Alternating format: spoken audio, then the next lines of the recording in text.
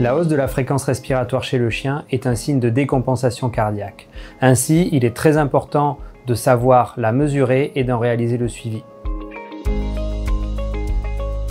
Pour mesurer la fréquence respiratoire de mon chien, il faut tout d'abord attendre qu'il soit au calme et idéalement endormi. Évitez les retours de balade et l'idéal est de mesurer la fréquence respiratoire à horaire à peu près fixe, par exemple le soir. La mesure de la fréquence respiratoire se fait par observation. Il n'est nul besoin de mettre sa main sur le thorax de votre animal.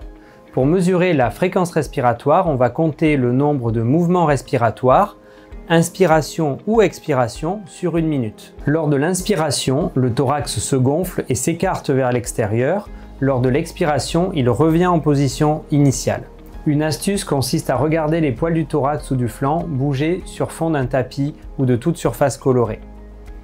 Une façon plus rapide de mesurer la fréquence respiratoire est de compter le nombre de mouvements sur 15 secondes et de multiplier ce chiffre par 4 pour obtenir la fréquence respiratoire par minute. Vous pouvez noter les fréquences respiratoires sur un petit carnet afin de montrer votre relevé à votre vétérinaire lors de la prochaine visite. De nos jours, il existe également des applications qui permettent de réaliser des comptages de fréquences respiratoires automatisés, d'enregistrer les mesures et de les transmettre à votre vétérinaire. Si la fréquence respiratoire de votre animal dépasse les 40-44 mouvements par minute ou de 10 sa fréquence respiratoire normale sur plusieurs mesures consécutives, n'hésitez pas à contacter votre vétérinaire.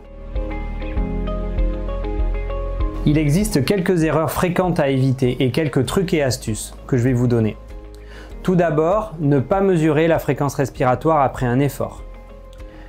Il faut également éviter de mesurer la fréquence respiratoire si votre chien est en train de haleter.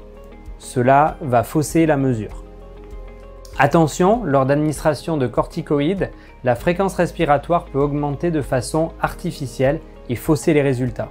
Un mouvement respiratoire est constitué d'une inspiration et d'une expiration. On compte donc soit l'inspiration, soit l'expiration, pas les deux. Surtout, ne pas s'affoler si une seule valeur est au-dessus de la normale. En effet, la fréquence respiratoire peut augmenter de façon temporaire ou fluctuer légèrement selon le stress ou la température de votre animal. Ainsi, si la fréquence respiratoire augmente au-dessus de la normale, on recommande de la reprendre 12 heures plus tard. Si elle se normalise, pas d'inquiétude. Si la fréquence respiratoire demeure élevée sur plusieurs prises ou si elle augmente, contactez votre vétérinaire. Retenez que lors d'œdème pulmonaire, la fréquence respiratoire va augmenter progressivement et la respiration va devenir plus difficile. Si vous souhaitez plus d'informations sur la santé de vos animaux, n'hésitez pas à consulter notre site www.akivet.fr.